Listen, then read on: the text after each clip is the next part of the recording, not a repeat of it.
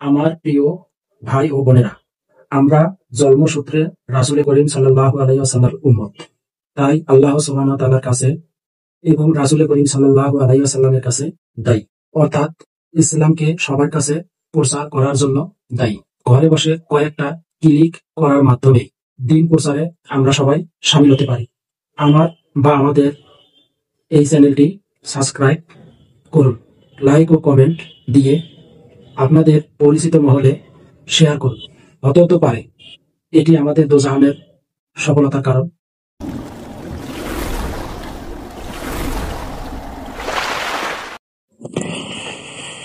হযরত মুহাম্মদ সাল্লাল্লাহু আলাইহি ওয়াসাল্লামের জানাজার নামাজ কে পড়িয়েছিল?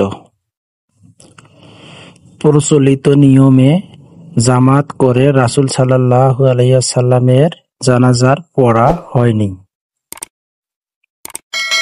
রাসূল সাল্লাল্লাহু আলাইহি ওয়াসাল্লামের পূর্ব নির্দেশের কারণে এর প্রয়োজনও ছিল না।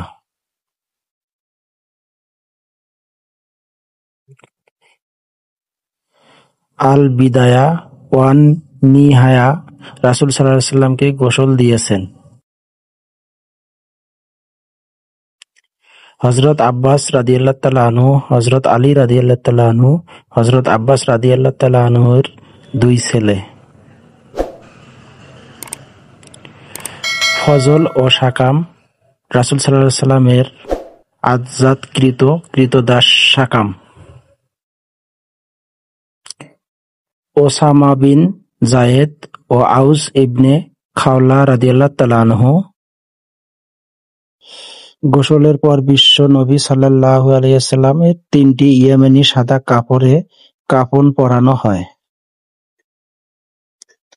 অতঃপর দশজন করে সাহাবায়ে কেরাম হুজরায় প্রবেশ করে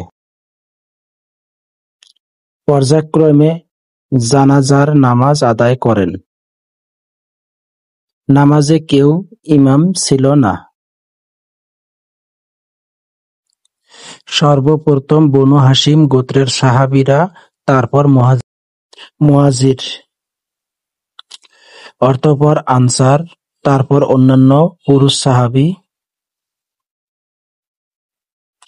অতঃপর মহিলা ও সর্বশেষে শিশুরা জানাজার নামাজ পড়েন।